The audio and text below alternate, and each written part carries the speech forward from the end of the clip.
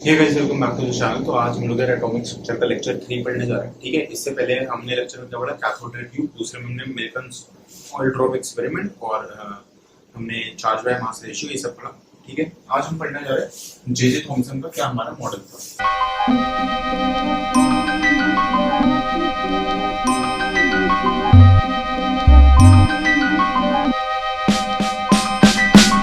तो इन्होंने क्या ऑब्जर्व करा, बेसिकली मॉडल क्या था इनका कि एक जो एटम है मेरा वो पूरा गोल है और उसके बीच में सारा वो पॉजिटिव चार्ज से कवर है एटम मेरा, और बीच में कहीं कहीं नेगेटिव चार्ज है। ठीक है, और वो नेगेटिव चार्ज कितने कम है पॉजिटिव के कंपैरिजन में। उन्होंने एक एग्जांपल दिया, जैसे हमारा तरबूज होता है, उसमें पूरा लाल लाल जो पार्ट होता है, ठीक है, रेड पार्ट जो होता है हमारा, वो क्या होता है, पॉजिटिव चार्ज। और जो हमारे बीज आ जाते हैं काले काले से, जो छोटे छोटे बीज देते हैं, इतना बड़ा तरबूज है उसमें थोड़े छोटी छोटी जगह से ले रहे बीज, वो हमारे ले रहे हैं इलेक्ट्रॉन। तो ये हमारा क्या था, this was our first atomic model. सबसे पहले इन्होंने बताया कि कुछ एटम के अंदर कुछ ऐसा होएगा। ठीक है, एटम के अंदर कुछ ऐसा होएगा और क्या है अपना जो इलेक्ट्रॉन है, ठीक है, वो किसकी तरह है, वाटरमेलन में सीड्स की तरह है। तो बेसिकली इसको क्या बोले जाने लगा, वाटरमेलन मॉडल। ठीक है, और एक था इसका एक और नाम है हमारा प्लम पुडिंग मॉडल। ठीक है, बेसिकली जब पुडिंग खाते हैं तो बीच में जो जो आ जाता है ना, उसको हम क्या बोल देते हैं, प्लम पुडिंग मॉडल। ठीक है, तो ये तो हमारा था जे थॉमसन का एक्सपेरिमेंट।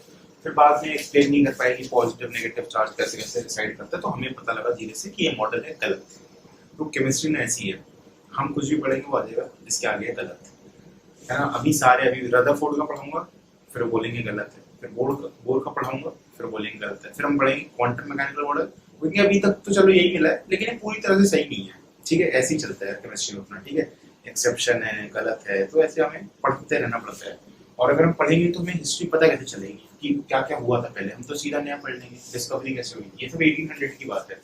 फिर क्या हुआ अपने रदरफोर्ड है। ठीक है, अब रदरफोर्ड की हमें तीन चार चीजें देखनी है। रदरफोर्ड का पहले एक्सपेरिमेंट क्या था, उससे ऑब्जर्वेशन क्या निकाली, उससे कंक्लूजन क्या निकाला, और उससे हमारा इलेक्ट्रॉनिक मॉडल को बनाया। ठीक है, इनका एक्सपेरिमेंट समझाने से पहले मैं आपको एक बात बता देना चाहता हूँ, अल्फा पार्टिकल। इसमें ना हम अल्फा पार्टिकल का जिक्र करेंगे। तो अल्फा पार्टिकल बेसिकली होता क्या है, ठीक है, अल्फा पार्टिकल हीलियम तो पता ही होगा। हीलियम जो होता है अपना, उसमें क्या होता है, उसका एटॉमिक मास होता है 2 और ये कितना होता है 4। ठीक है, अब अल्फा पार्टिकल क्या होता है, अब ये 4 है। ठीक है, तो एक हीलियम कैसा होगा, आराम से बीच में उसका न्यूक्लियस होगा और पहली शेल में अपने 2 इलेक्ट्रॉन्स घूम रहे होंगे। मैंने क्या करा, इन दोनों इलेक्ट्रॉन्स को निकाल लिया, इसको क्या बना दिया He2+, दोनों इलेक्ट्रॉन्स को निकाल दिया। अब ये क्या बच गया, बेसिकली सिर्फ उसके अंदर 2 प्रोटॉन और 2 न्यूट्रॉन बच गए। इलेक्ट्रॉन तो दोनों चले गए, और हमने पढ़ा है कि क्या बोलते हैं, प्रोटॉन और न्यूट्रॉन का मास सेम होता है। तो बेसिकली 4 मास ऑफ प्रोटॉन के बराबर हमारा एक अल्फा पार्टिकल हो जाता है। बेसिकली ये होता है He2+ को हम क्या बोल देते हैं, अल्फा पार्टिकल। ठीक है, तो पहले हमें अल्फा पार्टिकल समझना जरूरी है। अपना हीलियम 2+ को हम क्या बोलते हैं, अल्फा पार्टिकल।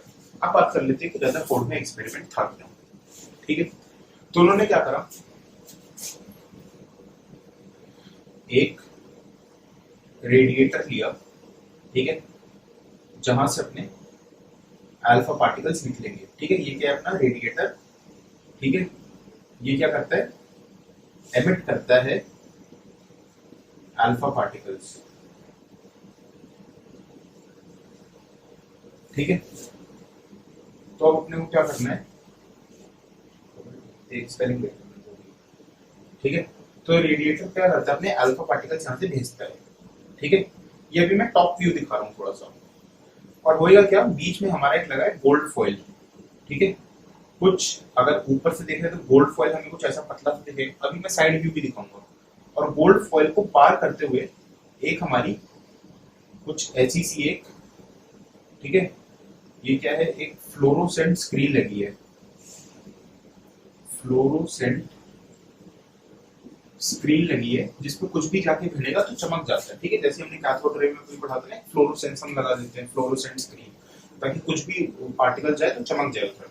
तो हमारा रेडिएटर लगा, ये क्या करता है, अल्फा पार्टिकल्स करता है। ये क्या है अपना, ये है गोल्ड फॉइल।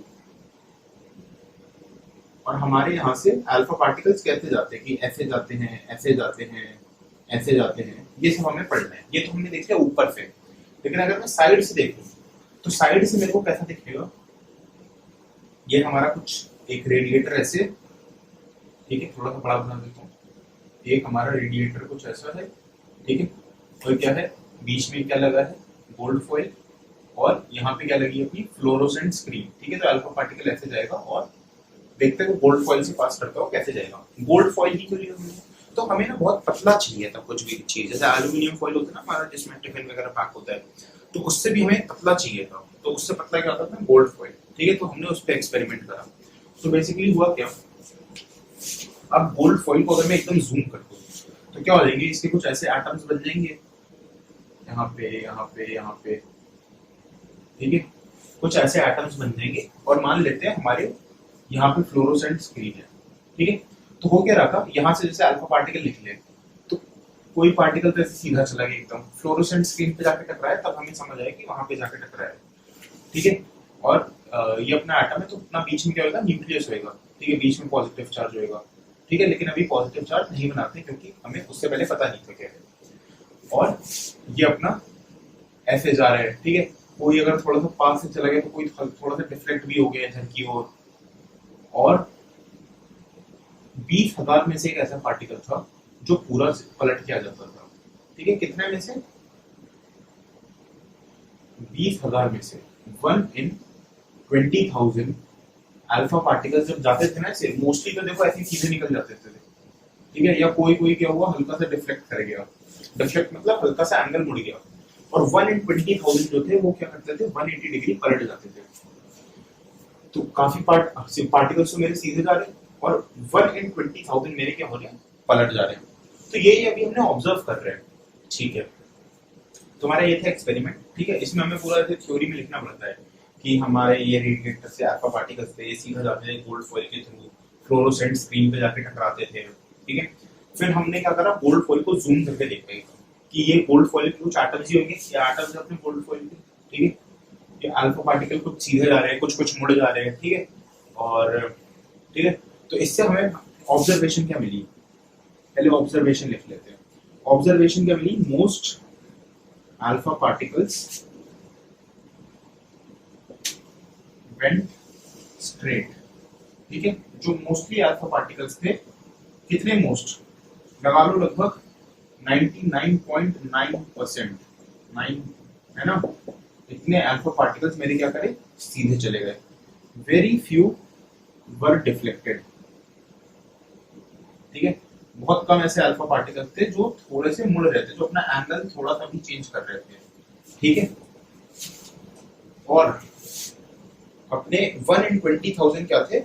जो अपने पूरा वापस पलट कर आ रहे थे। 1 in 20,000 क्या थे?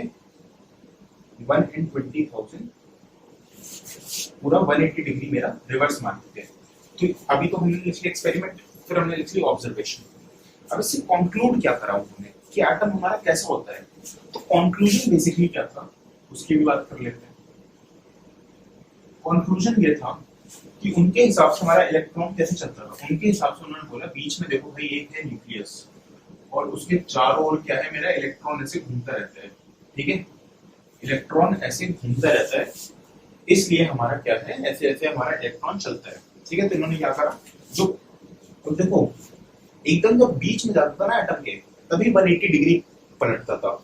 अगर इस न्यूक्लियस के पास में, देखो ये तो हमें पता लग गया बीच में न्यूक्लियस है, अगर इस न्यूक्लियस के थोड़ा सा पास से निकलता था ना, पॉजिटिव चार्ज के पास से, तो डिफ्लेक्ट हो जाता था। लेकिन अगर दो एटम के बीच से जा रहे हैं तो एकदम सीधा जाता था। तो इससे हमें पता क्या क्या चला कि जो मोस्टली स्पेस है एटम में वो क्या है? खाली है। तो most of the atom is empty, ठीक है। तभी तो हमारा सीधा सीधा जा रहा है, ठीक है। फिर उन्होंने न्यूक्लियस का साइज कितना बताया कि कितना छोटा है न्यूक्लियस पूरे एटम के कंपैरिजन में। तो इन्होंने कहा एक टेनिस बॉल ले लो, ठीक है। एक टेनिस बॉल ले लो और वो है हमारा न्यूक्लियस, उसको मान लो न्यूक्लियस। और 5 किलोमीटर का रेडियस पकड़ो। अब 5 किलोमीटर समझ लो, अपने घर से 5 किलोमीटर दूर का पूरे रेडियस पकड़ो, इतना बड़ा है एटम। कंपेयर ऐसे कराया क्योंकि जो हमारा न्यूक्लियस का साइज होता है, ठीक है, वो क्या होता है अपना 10 की पावर -15 मीटर में नापते हैं उसको, है ना, बहुत छोटा होता है। और जो एटम होता है अपना पूरा, उसको हम किस में नापते हैं, 10 की पावर -10 मीटर में। तो देख लो 10 की पावर 5 मीटर का फर्क है ना, -5 मीटर का। तो ऐसे तो बहुत छोटी क्वांटिटी, तो उससे भी इतनी छोटी अगर ऐसे कंपेयर करोगे तो, ठीक है, टेनिस बॉल ले लो, 5 किलोमीटर का रेडियस देखो, तो न्यूक्लियस ये है टेनिस बॉल जितना, और पूरा एटम क्या है मेरा, 5 किलोमीटर का रेडियस। तो देखो ज्यादातर एटम क्या है, खाली है, तभी हमारी 99.9% जो है हमारी अल्फा पार्टिकल वो सीधा निकल रहे हैं, और वेरी फ्यू डिफ्लेक्ट हो रहे हैं, ठीक है। और एक तो मतलब पॉजिटिव चार्ज है तो, लेकिन इतना स्ट्रांग है कि पूरा या उसके पास से भी निकलोगे तो डिफ्लेक्ट करा देगा, और अगर एकदम से उड़ जाओगे तो 180 डिग्री वापस घुमा देगा। तो इससे हमें क्या पता लगा कि जो पॉजिटिव चार्ज है, पॉजिटिव चार्ज रिसाइड्स मतलब वहां पे रहता है इन अ वेरी स्मॉल स्पेस, है ना, बहुत ही छोटी सी जगह में रहता है। और इन्होंने अपना क्या होता है, ऐसे ही चलता है अपना न्यूक्लियस, ऐसे रहता है, और फिर हमारा इलेक्ट्रॉन क्या है, ऐसे गोल गोल घूमता रहता है, ठीक है। तो ये था हमारा मॉडल पूरा। पहले हमने जे थॉमसन का पढ़ा, वाटरमेलन मॉडल या प्लम पुडिंग मॉडल, उनके हिसाब से ऐसा था। रदरफोर्ड का ऐसा था, ठीक है। इनकी ऑब्जर्वेशन क्या थी, कंक्लूजन क्या थी, ऐसी थी, ठीक है। तो अब अपने को क्या करना है, अब ये मॉडल है गलत, ठीक है, रदरफोर्ड का मॉडल है गलत। अब गलत क्यों है ये हम सीखेंगे बोर के मॉडल में नेक्स्ट वीडियो में, कि ये गलत क्यों है, फिर बोर ने अपना नया मॉडल क्या बताया और उन्होंने अपनी थ्योरी क्या दी, ठीक है। तो आज के वीडियो में इतना ही, ठीक है। आपको आई होप आपको समझ आ गया होगा सब कुछ। देखो यहाँ पे मेरी राइटिंग थोड़ी सी गंदी हुई, तो कोई नहीं, समझ आ गया आपको सब कुछ, ठीक है। So till then bye bye, take care and keep watching. आप आगे के और पीछे के सारे वीडियोस देखो तो आपको पूरा चैप्टर अच्छे से समझ आएगा, और आपको क्लास 11 का पीसीएम से रिलेटेड सारा मटेरियल चैनल मिल सकता है, ठीक है। और आप हैशटैग यूज कर सकते हो आस्पर्श, ताकि आप मेरे को बोल सको, उस पर रिक्वेस्ट कर सको कि मैं उस टॉपिक पे वीडियो बना दूं। So till then bye bye, take care, thanks for watching, do like, share, comment and subscribe.